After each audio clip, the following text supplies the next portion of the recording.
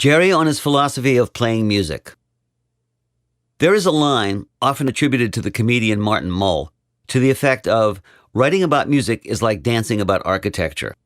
This, of course, applies equally to talking about music, which is to say that music touches aspects of the human condition in ways that cannot be limited to words, simultaneously the refuge and prison cell of our intellect.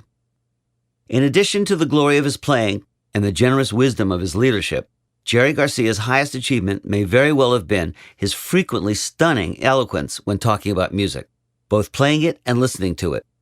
We began this conversation talking about his role models, not so much other musicians, but other cultural inspirations, like Jack Kerouac.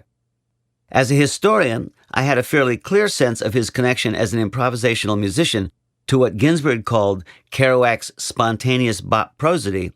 But when Jerry introduced the visual image of the unbroken typewriter roll, a very fast typist, Kerouac had taped sheets of paper together to make a continuous roll that eliminated the need to stop to change paper. I saw it all with fresh eyes. The way Golden Gate Park's design represented episodes fading one from another was a second visual model.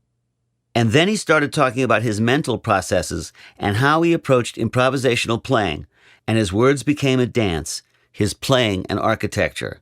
Truly extraordinary stuff. Two classic examples of spontaneous artists who are on the sort of the romantic, inspirational side of the romantic versus classic equation. Oh yeah, absolutely. And since the critics are always classical and want to, 3-minute form and structure, right, you're going to get dumped on. That's and absolutely. You guys are two examples, the same progression. Oh yeah, well, I feel real close to Kerouac for that reason. I mean, he's a real, he really means something to me. That's that thing of the typewriter rolls. I mean That's so much like my way of thinking, you know what I mean? Yeah. It's just like put it out there. Like right? a record, that's what you want a record to be, no starts and stops and, none of that shit. That seamless stuff, that just, it works. For me, that stuff works. Other people, it doesn't work for, but for me, it works. Yeah. I have a love for that kind of stuff. I don't know why. I don't know where it comes from. I hope I know. Well, I hope I can take a decent guess. There's a lot of places actually that it comes from. I mean, really, there's models of it all over the place. Really, in some ways, it's basic Ulysses. In some places, it's basically the Odyssey, and for me, a real important model for me is Golden Gate Park, and another, and Fantasia.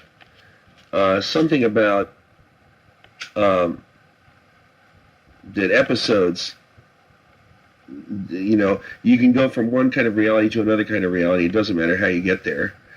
And the thing about Golden Gate Park is that if you go from one end of it to another, you find yourself in these different worlds. There's places where all of a sudden it's real prehistoric looking. There's those giant ferns and everything is weird, weird for ancient things, and then you walk a little further and all of a sudden you're in this pasture and there's sheep grazing and there's little and there's a little pond and stuff like what I mean. It changes and you're not aware of how it's changing or where it's changing, but it does change. Mm-hmm. And it has a beautiful seamless way of doing that, and it's a work, really. It's like a poem, and you go along and you experience these different realities of it, and it's the gardener, that guy, McLaren, yeah, John McLaren, really an incredible artist, I think, Oh, yeah. And for me, that's a real expression that says the kind of thing that I would like to be able to say.